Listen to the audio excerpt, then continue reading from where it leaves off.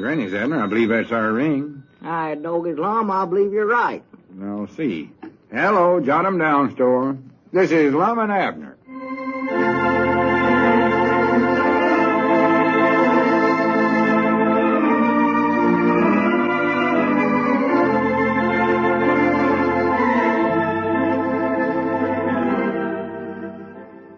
And now, let's see what's going on down in Pine Ridge. Well, the bill from the wholesale house is still a pressing matter. But Lum has found one way of helping raise the necessary money. He has postponed his publishing company's efforts to find the great American novel long enough to undertake the less glamorous job of printing some advertising handbills for Dick Huddleston. As we look in on the little community tonight, it is late evening, and we find Lum and Abner in the feed room working on the printing press. Listen. Oh, me. Doggy's Lum, I'm getting tired. Can't I go home now? No, now we got to get these handbills all printed up tonight.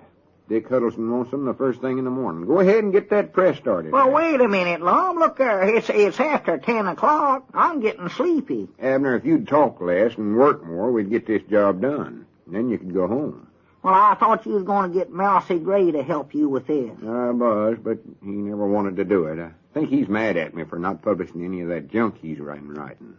You mean them poems of his'n? Oh, he's been writing novels, too, but I told him I weren't interested in none of it, no way. Weren't, huh? I think maybe I hurt his feelings. I don't know. Well? Abner, get them papers straight on the press. Now, watch what you're doing there. Well, Lum, I'm getting sleepy. Now, I believe I'll just go on home. No, you ain't going to do no such a thing. Oh. We need the money Dick is paying us for these handbills, and we need it bad. Well, I know that, but, Doggies, there's a limit to how much work a feller can do in one day, especially a little short feller like me. You ain't so little. Besides, this ain't hard work. It is, too. If we can get one more job like this one, we can pay off that bill from the wholesale house. That is, if we can keep taking in as much money in the store as we have the last couple of days. Yeah, say, by the way, where is that money? I looked in the cash drawer this afternoon and wasn't hardly none there. Well, I hid most of it in our regular place. Oh, you mean the big clock up on the wall in there? Yeah. Never wanted to take no chances leaving it in the cash drawer. Oh. Not with them robberies we've been having in town lately. No. Well, have they caught them fellers yet that robbed the gas station the other night? No, but they're mighty nigh sure it's the same fellers that broke in Luke Spear's restaurant. Well, I hope they hurry up and catch 'em. 'Cause there's one thing I don't like to have around. It's a bunch of robbers going... Oh, wait a minute. Lum, did you hear that? Huh? That sounded like that screen door opened up there. Yeah, it did, didn't it? And it wouldn't be nobody coming in this time of night. You don't reckon it could be them, I don't know, Abner. Maybe you better go and look. No, you better go look, Lum. I'll get these handbills printed here. That's Abner, what I'll do. Don't be a coward. All you got to do is just stick your head through the door there, and you can see if anybody come in. The store's all lit up. Yeah, all right, but if anything happens to me now, you're going to be sorry. No, nobody there. Well, you never even looked yet. Stick your head clean through the door. Take a good look. Yeah, all right. Hello? Hello, who is it? Oh, ain't nobody there, Lum. I didn't think you would be. More than likely just the wind. Just about what it was. Wind blowed the door open. Now, wait a minute. Doggies, there's a big envelope laying there on the floor, just inside the screen door. Look up there, Lum. Envelope? Yeah. For Looks goodness like sake, run up and see what it is, Abner. I ain't going up there by myself now. You got to come along with me now, Lum. Goodness sakes. All right, come on. Yeah, come on. Scaredy cat. Oh, I ain't. Boy, didn't think I was your papa instead of your business partner. Well, that might be a bomb up there. I don't know. Bombs don't come in envelopes. Well, maybe they got a new kind or something. Doggies, Lum, look how your hands are shaking. They ain't shaking no such a thing. There, Donnie. Just natural, the Norris type. Lots of fellers in the literary business are Norris and high-strung.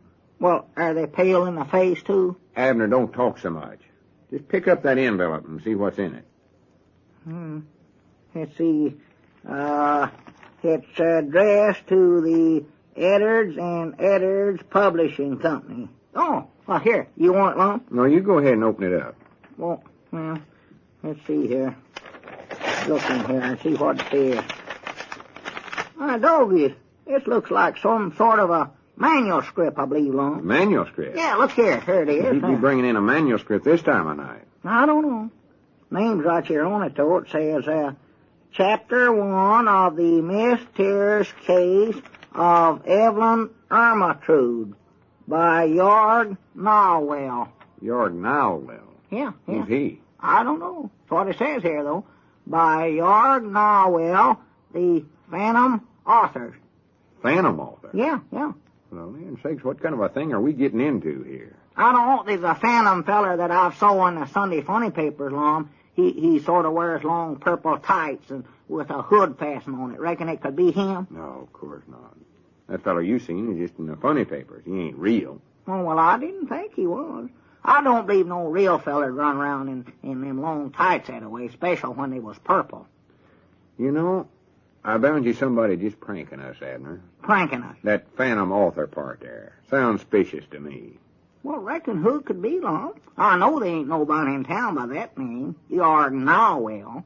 That sounds like he's some sort of a fern or something. Yeah, well, I admit he's got me stumped.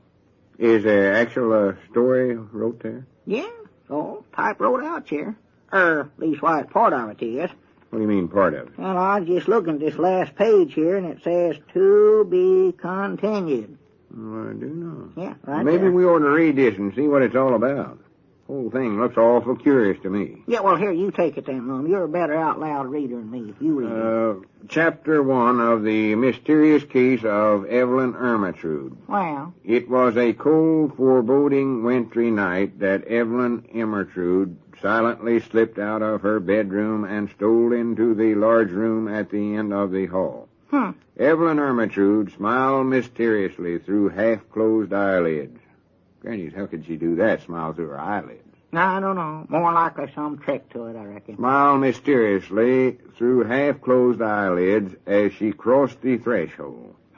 Perhaps she was thinking about the many times her stepfather had told her never to go into that room. Well? Never go in that room, he always said to her. He did, huh? But Evelyn would just nod her head and smile mysteriously through half-closed eyelids. Doggy, she's getting good at that, ain't she? Or perhaps she was thinking about the mysterious and horrible secrets that would soon be revealed to her within the forbidden room. Oh, me. No sooner had Evelyn closed the door behind her and started hunting for the light switch than she heard a loud knocking.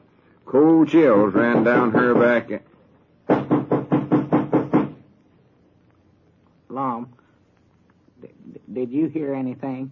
Hey, sounded like somebody knocking, didn't it? Yeah, sort of, I believe. Open the door, Abner, see if there's anybody out there. I ain't going to do it now, Lum. Well, I'll do it then. Well, go ahead. If anybody's pranking us, I want to find out who it is. More than likely just some youngins. Ain't no young'uns out this time of night, I'll tell you that right now. Be quiet. Young'uns. Hello? Hello? Anybody out here? Hello? Hello? Hi, doggies. It's that phantom feller, Lum. That's who it is. I know that phantom in a funny paper can make himself invisible. Oh, it ain't no such a thing, Abner. I bound you Gomer Bates is mixed up in this some way. Well, Gomer ain't no phantom. I know that. Let's see, where was we at? Cold chills ran. Lum, let's not read no more of that story. Don't be silly, Abner. The story can't hurt us none. Can't Cold hurt. chills ran down her back, and her hair stood on end. Which end? And don't say. Oh. She ran to the door, flung it open, but was horrified to find nobody there. My doggies, that's just what happened to us just now, Lum. I don't think we better read any more of that, Lum. That was just a coincidence, Abner. You can't tell. What happened here ain't got nothing to do with the story, I don't think. Ain't, huh? Of course, it does seem sort of curious, that knock coming just when it did. Why, of course it does. Don't you reckon we ought to go on home, Lum? Well, let's read a little more here and see what happened. Oh, me. Here we are. But was horrified to find nobody there. We never neither. Evelyn Ermyntrude quickly closed the door and locked it. That's a smart thing to do. Then she began a hurried search of the forbidden room. She told herself that she must work fast.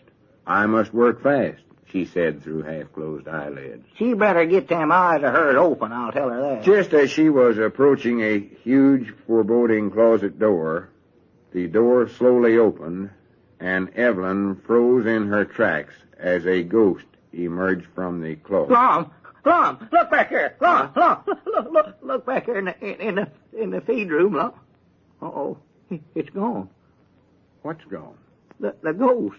Ghost? Why, sure, I seen one back there just now, Lum. Oh, you sure your imagination ain't getting the best of it? No, sir, Lum, I seen it now. Honest, I did. Well, there ain't no such a thing as ghosts, though, Abner. You must imagine. I never imagined nothing. Come on now, let's go home, Lum. Wait. Come on. Something tells me we ought to finish reading this story, Abner. Lum, please don't read no more there. I got to. The ghost reached out two long claw-like hands and started in Evelyn's direction. Poor little Evelyn. Evelyn could not move.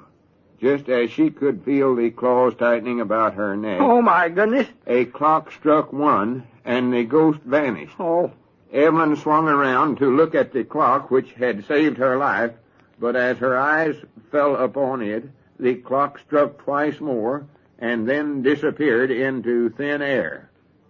Evelyn fainted. Lum. What's the matter, Evelyn? Look up there on the wall. Our clock.